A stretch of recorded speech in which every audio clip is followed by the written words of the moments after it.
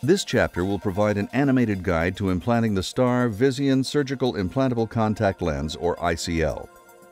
Remember, in cataract surgery, the crystalline lens is removed. In ICL surgery, the crystalline lens is preserved.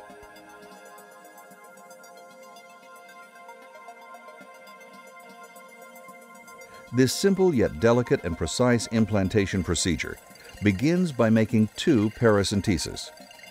2 are suggested in order to provide adequate access for manipulation. It may be difficult to make a paracentesis after the main incision has been made. Next, inject a hydroxypropyl methylcellulose type viscoelastic into the anterior chamber, maintaining visible chains. Do not overfill the chamber. Stay shallow with a cannula, but deep enough to avoid stripping Descemet's membrane. Avoid crossing the visual axis. When making the clear corneal incision, the temporal approach orients best to the iris plane.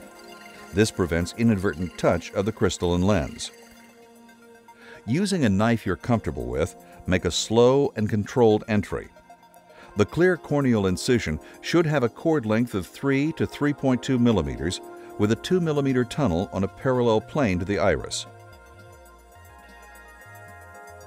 You are now ready to inject the ICL. Place the tip of the cartridge with the bevel down just inside the incision. Slowly inject the ICL using a tapping motion until the leading right landmark is visible. The ICL will unfold in a slow and controlled manner. Do not fully inject the ICL until you see the landmarks. Remember, as long as the ICL remains within the cartridge, you still have control of the implantation process.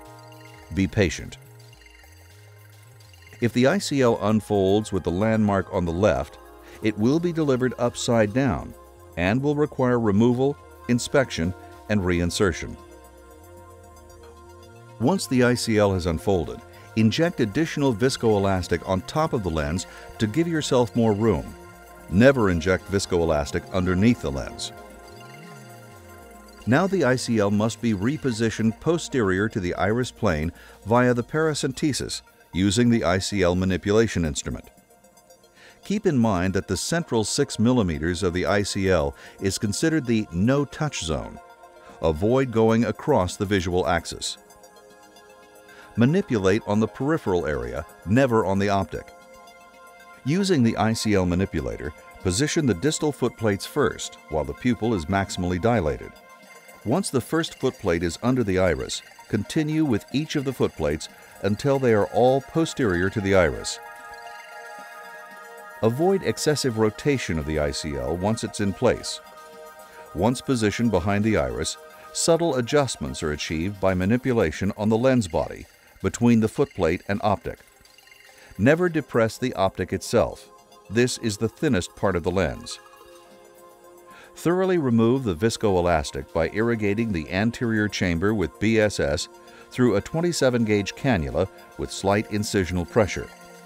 Thorough removal is a critical step to avoid early post-op intraocular pressure spikes. After confirming that the footplates are behind the iris and that all the viscoelastic has been removed, constrict the pupil with Myocol.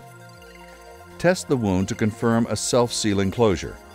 Following surgery, apply a topical antibiotic, anti-inflammatory, and steroid.